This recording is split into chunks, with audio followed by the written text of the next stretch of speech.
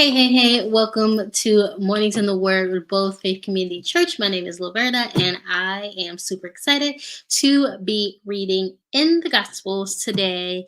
During the chronological Bible reading plan, we are on day 316. So I will be reading Matthew 27 and Mark chapter 15.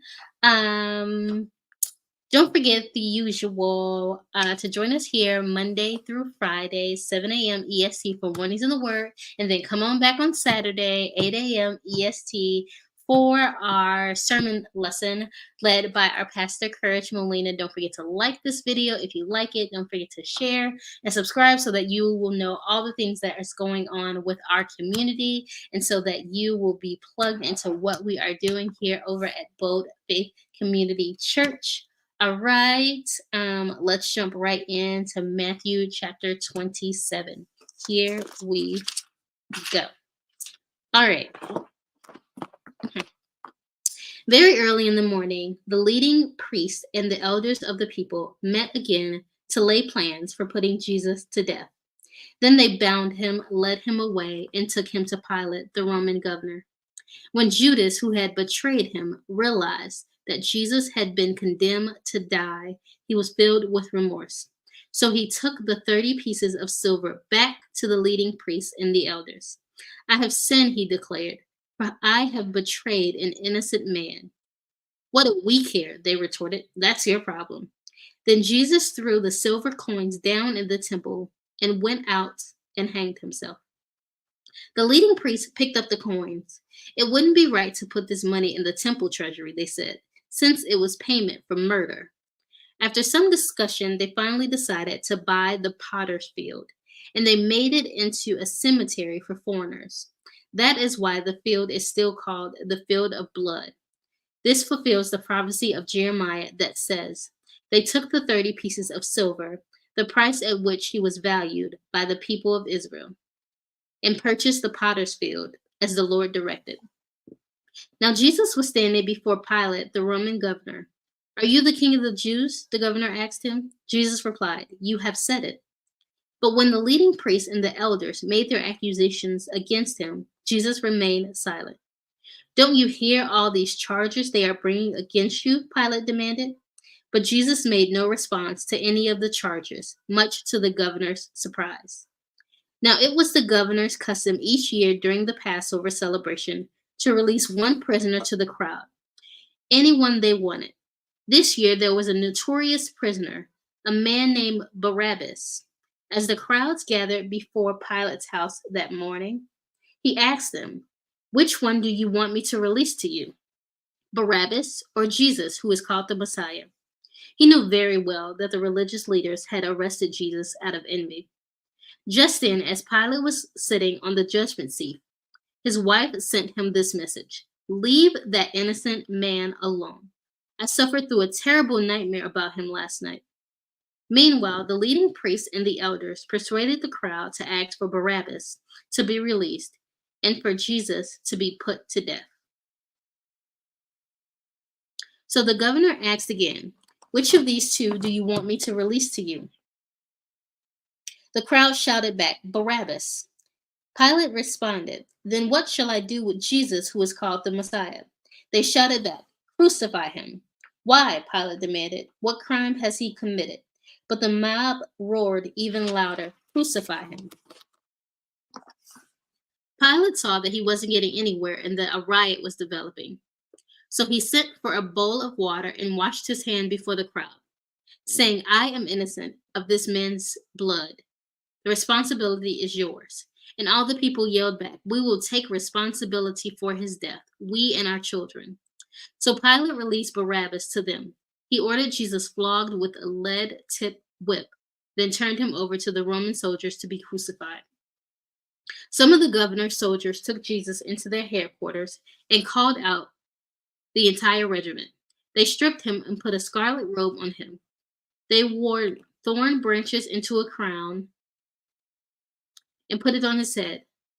And they placed a reed stick in his right hand as a scepter. Then they knelt before him in mockery and taunted, Hail, King of the Jews! And they spit on him and grabbed the stick and struck him on the head with it.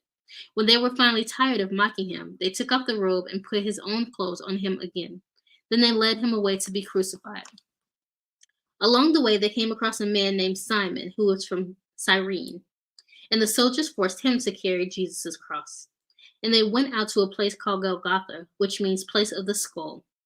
The soldiers gave Jesus wine mixed with bitter gall, but when he had tasted it, he refused to drink it. After they had nailed him to the cross, the soldiers gambled for his clothes by throwing dice. Then they sat around and kept guard as he hung there. A sign was fastened above Jesus' head announcing the charge against him. It read, "This is Jesus, the King of the Jews." Two revolutionaries were crucified with him. One on his right and one on his left. The people passing by shouted abuse, shaking their heads in mockery. "Look at you now," they yelled at him. "You said you were going to destroy the temple and rebuild it in 3 days. Well then, if you are the Son of God, save yourself and come down from the cross." The leading priests, the teachers of religious law, and the elders also mocked Jesus. "He saved others," they scoffed, "but he can't save himself. So he is the King of Israel, is he? Let him come down from the cross right now, and we will believe in him. He trusted God, so let God rescue him now if he wants him. For he said, 'I am the Son of God.'" Even the revolutionaries who were crucified with him ridiculed him in the same way. I am tripped up that they keep calling them revolutionaries. Okay. At noon, darkness fell across the whole land until 3 o'clock. At about 3 o'clock, Jesus cried out with a loud voice, "Eli, Eli, lama sabachthani," which means, my God, why have you abandoned me?" Some of the bystanders misunderstood and thought he was calling for the prophet Elijah. One of them ran and filled a sponge with sour wine, holding it up to him on a reed stick so he could drink. But the rest said, "Wait, let's see whether Elijah comes to save him." Then Jesus shouted out again, and he released his spirit. At that moment, the curtain in the temple, nope. At that moment, the curtain in the sanctuary of the temple was torn in two, from top to bottom. The earth shook, rocks split apart, and tombs opened. The body of many godly men and women who had died were raised from the dead. They left the cemetery after Jesus' resurrection, went into the holy city of Jerusalem, and appeared to many people. The Roman officer and the other soldiers at the crucifixion were terrified by the earthquake and all that had happened. They said, "This man truly was the Son of God." And many women who had come from Galilee with Jesus to care for him were watching from a distance. Among them were Mary Magdalene, Mary the mother of mother of James and Joseph, and the mother of James and John, the son of Zebedee. I'm going to read that again. Among them were Mary Magdalene, Mary, the mother of James and Joseph, and the mother of James and John, the son of Zebedee. Okay. As evening approaches, Joseph, a rich man from Arimathea, who had become a follower of Jesus, went to Pilate and asked for Jesus' body. And Pilate issued an order to release it to him. Joseph took the body and wrapped it in a long sheet of clean linen cloth. He placed it in his own new tomb, which had been carved out of the rock. Then he rolled a great stone across the entrance and left. Both Mary Magdalene and the other Mary were sitting across from the tomb and watching. The next day on the Sabbath, the leading priests and Pharisees went to see Pilate. They told him, "Sir, we remember what that deceiver once said while he was still alive. After 3 days, I will rise from the dead. So we request that you seal the tomb until the 3rd day. This will prevent his disciples from coming and stealing his body and then telling everyone he was raised from the dead. If that happens, we'll be worse off than when we were at first." Pilate replied, "Take guards and secure it the best you can." So they sealed the tomb and posted guards to protect him. All right, now we are reading Mark 15. Okay.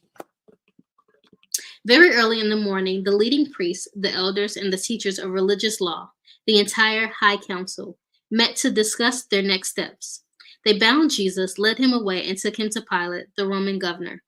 Pilate asked Jesus, "Are you the king of the Jews?" Jesus replied, "You have said it." Then the leading priests kept accusing him of many crimes. And Pilate asked him, "Aren't you going to answer them? What about all those charges they are bringing against you?" But Jesus said nothing, much to Pilate's surprise. Now it was the governor's custom each year during the Passover celebration to release one prisoner, anyone the people requested. One of the prisoners at that time was Barabbas, a revolutionary who had committed murder in an uprising. The crowd went to Pilate and asked him to release the prisoner as usual. Would you like me to release to you this king of the Jews?" Pilate asked, for he realized by now that the leading priests had arrested Jesus out of envy. But at this time, the leading priests stirred up the crowd to demand the release of Barabbas instead of Jesus. Pilate asked them, "Then what should I do with this man you call the king of the Jews?" They shouted back, "Crucify him."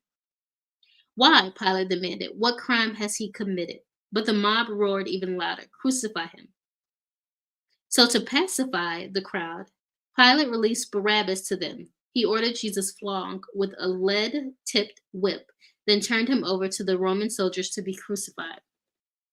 The soldiers took Jesus into the courtyard of the governor's headquarters, called the Praetorium, and called out the entire regiment.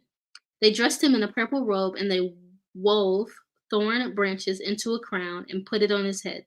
Then they saluted him and taunted, "Hail, King of the Jews!" And they struck him on the head with a reed stick, spat on him, and dropped to their knees in mock worship. When they were finally tired of mocking him, they took off the purple robe and put his own clothes on him again. Then they led him away to be crucified. A passerby named Simon, who was from Cyrene, was coming in from the countryside just then, and the soldiers forced him to carry Jesus' cross. Simon was the father of Alexander and Rufus, and they brought Jesus to a place called Golgotha, which means place of the skull. They offered him wine drugged with myrrh, but he refused it. Then the soldiers nailed him to the cross. They divided his clothes and threw dice to decide who would get each piece. It was 9 o'clock in the morning when they crucified him. A sign announced the charge against him. It read, "The King of the Jews." 2 revolutionaries were crucified with him, one on his right and one on his left. The people passing by shouted abuse, shaking their heads in mockery. "Ha! Look at you now," they yelled at him. "You said you were going to destroy the temple and rebuild it in 3 days. Well then, save yourself and come down from the cross." The leading priests and teachers of religious law also mocked Jesus. He saved others, they scoffed, but he can't save himself. Let this Messiah, this King of Israel, come down from the cross so we can see it and believe him. Even the men who were crucified with Jesus ridiculed him. At noon, darkness fell across the whole land until 3 o'clock.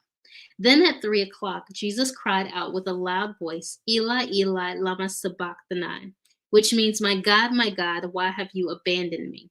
Some of the bystanders misunderstood and thought he was calling for the prophet Elijah.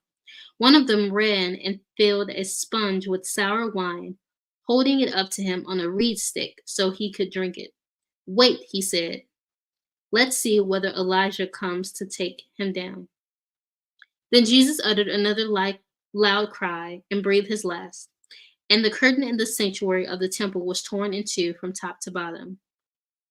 When the Roman officer who stood facing him saw how he had died, he exclaimed, "This man truly was the Son of God." Some women were there, watching from a distance, including Mary Magdalene, Mary, the mother of James the Younger, and of Joseph, and Salome. They had been followers of Jesus and had cared for him while he was in Galilee. Many other women who had come with him to Jerusalem were also there. This all happened on Friday, the day of preparation, the day before the Sabbath. As evening approached, Joseph of Arimathea took a risk and went to Pilate and asked for Jesus' body.